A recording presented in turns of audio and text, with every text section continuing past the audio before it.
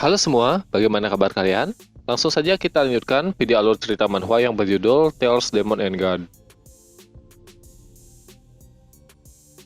Melanjutkan cerita sebelumnya, di mana keluarga Silverwing mengumpulkan semua keluarga untuk menentukan siapa yang akan menjadi ketua aliansi di alam penjara hitam. Terlihat para keluarga sedang berdiri dengan hujan yang mengguyur mereka. Para keluarga ini akan menentukan siapa yang akan menjadi ketua aliansi berikutnya. Hong Yue bertanya kepada si Kongyi, apakah tubuhnya baik-baik saja? Si Kongyi menjawab, setelah mereka menggunakan teknik rahasia keluarga, tingkat kultivasi mereka menjadi meningkat. Akan tetapi masa hidupnya akan berkurang.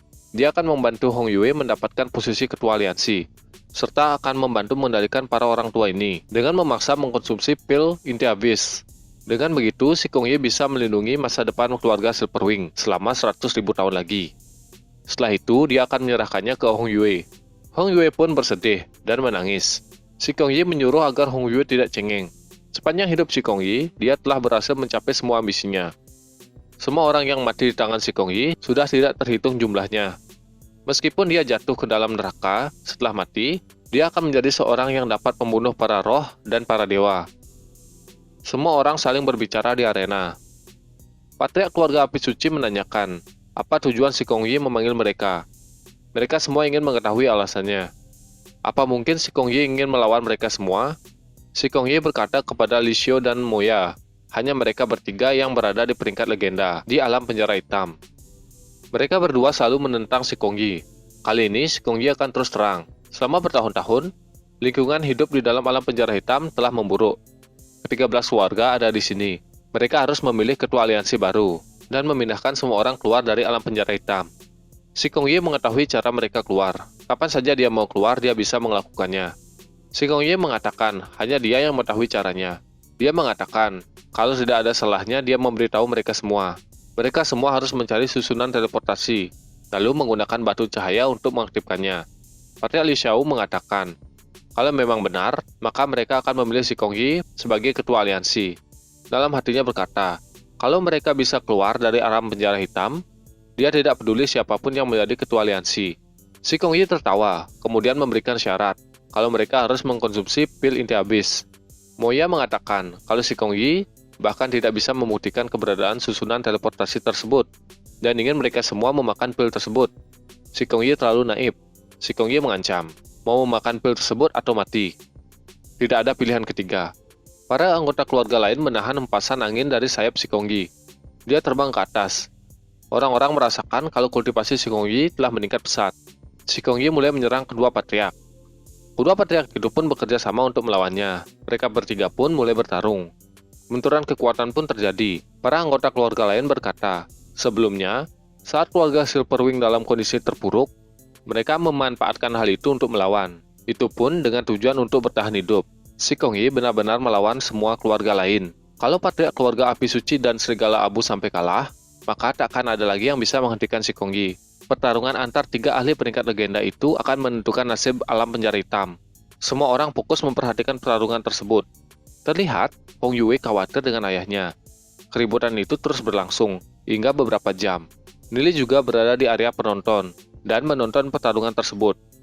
Pertarungan itu terus berlangsung, di mana pedang yang dibuat dari energi kedua patriark itu tidak mampu melukai tubuh si Kongyi.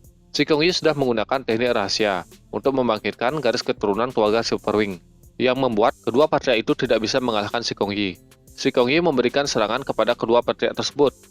Kedua patriark itu terpental hingga jatuh dan mengeluarkan darah dari mulutnya.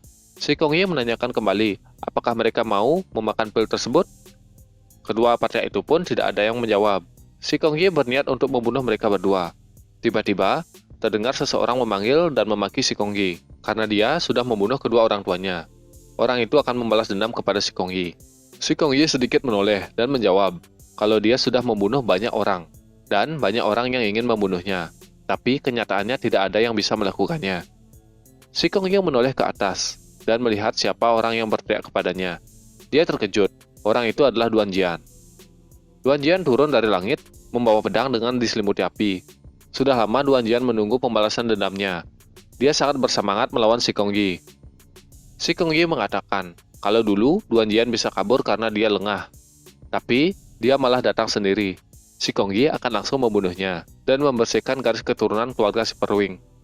Si Kongyi pun terbang melesat ke arah Duan Jian. Mereka berdua akan bertabrakan. Hembusan angin dari si Kongyi sudah seperti badai, membuat orang-orang terkena tekanannya. Orang-orang di sana tidak mengenal siapa itu Duan Jian. Mereka tidak menyangka kalau dia bisa menandingi si Kongyi. Orang-orang itu melihat sayap hitam di punggung Duan Jian. Patriark keluarga Naga Hitam menebak kalau dia adalah keturunan keluarganya. Seseorang menanyakan, apakah keluarga mereka memiliki anggota keluarga yang memiliki bulu di sayapnya? Patriark itu bergumam, sepertinya dia anak dari Duan Yuan. Patriark itu tidak menyangka kalau anak itu bisa tumbuh dewasa, dan lagi kekuatannya sudah mencapai tingkat seperti itu. Dulu saat mereka ditekan oleh keluarga Silverwing, yang bisa dilakukan oleh Patriark keluarga Naga Hitam hanya menutup mulut atas kejadian yang terjadi. Hari ini, Duan Jian berjuang sendiri untuk membalaskan dendam ayahnya. Pertarungan antara Duan Jian dan si Kongyi terus berlangsung. Terlihat, pengawal yang Nili bawa dari alam Nether saling berkomentar. Mereka tidak menyangka kalau di sini ada alam yang besar. Meski tidak sebanding dengan kota Glory, tapi alam ini lebih bagus dibandingkan dengan alam Nether. Dewi Yuyan menanyakan, apakah Nili tidak akan membantu Duan Jian? Nili menjawab, kalau sebaiknya dia membiarkan Duan Jian menyelesaikannya sendiri. Lagi pula, Nili masih berada di peringkat emas hitam. Kalau Nili ikut, itu sama saja mencari kematian. Dewi Yuyan mengatakan, ternyata Nili menyadari batas kekuatannya. Dewi Yuyan juga memperingatkan Nili agar waspada. Di kerumunan ini ada seseorang yang sangat kuat. Bahkan Dewi Yuyan tidak sanggup melawannya. Nili mengatakan, seharusnya di alam penjara hitam, cuma ada 3 peringkat legenda saja. Berkat Dewi Yuyan, Nili menjadi sadar. Dia mengingat kakek yang ia temui sebelumnya. Nili mengatakan kalau dia sudah melihat orang itu, tapi dia tidak tahu siapa dan apa tujuannya. Pertarungan Duan Jian dan si Kongyi terus berlangsung. Duan Jian terus menyerang titik vital si Kongyi tanpa memperhatikan pertahanannya. Jika Duan Jian bertarung seperti itu, dia bisa dibunuh oleh si Kongyi. Si Kongyi pun menyerang tubuh Duan Jian. Dan Duan Jian berusaha menangkis serangan si Kongyi. Si Kongyi terkejut, padahal Duan Jian sudah terkena serangannya. Tapi Duan Jian masih bisa memberikan serangan kepada si Kongyi. Si Kongyi pun terkena serangan dari Duan Jian. Hong Yue yang melihat hal itu merasa khawatir kepada ayahnya. Dia tidak menyangka serangan ayahnya tidak mampu melukai Duan Jian. Tapi serangan Duan Jian mampu menggores kulit si Kongyi. Si Kongyi bergumam. Padahal Duan Jian belum lama ini meninggalkan alam penjara hitam. Tapi kekuatannya sudah jauh meningkat. Si Kongyi harus membunuhnya sekarang. Kalau tidak, dia tidak akan punya kesempatan lagi. Si Kongyi akan menggunakan teknik tersembunyinya. Duan Jian akan menebas si Kongyi dengan pedang apinya.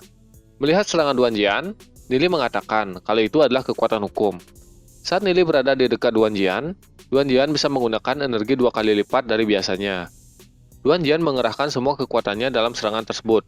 Terlihat garis api yang besar dan memanjang. Duan Jian pun melakukan serangannya. Si Kongyi berusaha menghindari serangan tersebut. Patriark keluarga Api Suci tidak menyangka kalau Duan Jian bisa membuat si Kongyi kewalahan. Seorang ahli yang berada di puncak peringkat legenda bisa dipojokkan oleh seorang anak muda. Terlihat Duan Jian tidak mempedulikan nyawanya sendiri, karena jiwanya sudah terkuras habis. Jika Duan Jian tidak membunuh roh iblis di dalamnya, kultivasinya tidak akan meningkat lagi. Si Kongyi pun terkena serangan dari Duan Jian. Bagaimana kelanjutan ceritanya? Jadi kita akan lanjutkan pada video selanjutnya. Jangan lupa like, komen, dan subscribe. Terima kasih.